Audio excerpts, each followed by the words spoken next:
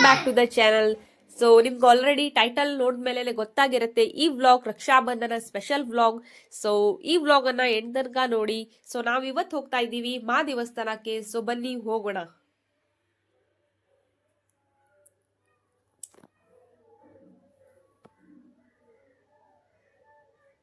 So ದೇವರ ದರ್ಶನ ಕೂಡ ತುಂಬಾ ಚೆನ್ನಾಗಾಯ್ತು. ಸೊ ನಾವಿಲ್ಲಿ ಜಾನಿ ತರ್ಲಿಕ್ಕೆ ಬಂದಿದ್ದೀವಿ.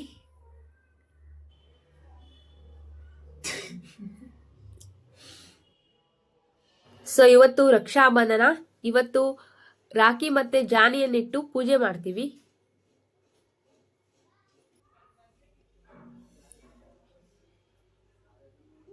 ನಾವು ಸ್ನಾನ ಆದಂತ ಜಾನಿಯನ್ನ ಹಾಕೊಳ್ತೀವಿ. ಮತ್ತೆ ಮಾರನೇ ದಿನ ಗಿಡಕ್ಕೆ ಹಾಕ್ತಿವಿ ಜಾಲಿಯನ್ನ. ತೆಂಗಿನ ಗಿಡಕ್ಕೆ, ಬಾಳೆಗಿಡ ಗಿಡಕ್ಕೆ ಹಾಕ್ತಿವಿ.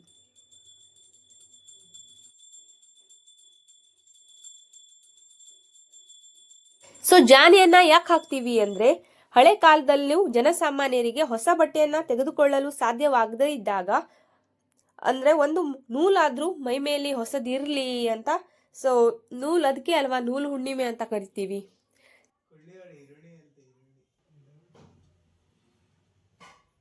ನಾನಿಲ್ಲಿ ಆರ್ತಿಗ್ ಪ್ರಿಪೇರ್ ಮಾಡ್ತಾ ಇದ್ದೀನಿ. ನಮ್ಮ ಅಣ್ಣ ಬಂದಿದ್ದಾನೆ.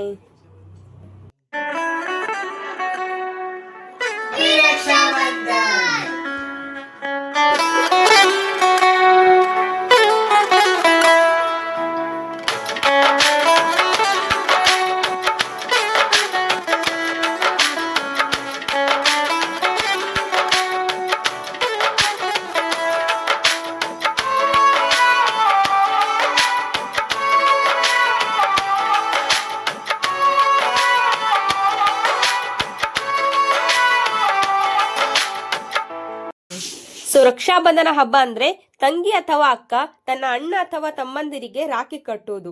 ಸೊ ರಾಖಿ ಕಟ್ಟೋದು ಯಾಕಂದ್ರೆ ತನ್ನ ತಮ್ಮ ಅಥವಾ ಅಣ್ಣನ ಆಯಸ್ಸು ಜಾಸ್ತಿ ಆಗ್ಲಿ, ಅವ್ರ ಮುಂದೆ ಚೆನ್ನಾಗಿರ್ಲಿ ಅಂತ. ಅದೇ ರೀತಿ ಅಣ್ಣ ಅಥವಾ ತಮ್ಮ ತನ್ನ ಅಕ್ಕ ತಂಗಿಗೆ ಆಶೀರ್ವಾದ ಮಾಡ್ತಾರೆ. ಅದೇ ಇದು ಈ ಹಬ್ಬದ ಸ್ಪೆಷಲ್.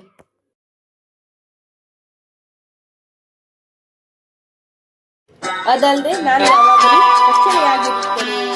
ಅದೇ ಈ ಹಬ್ಬದ ಸ್ಪೆಷಲ್.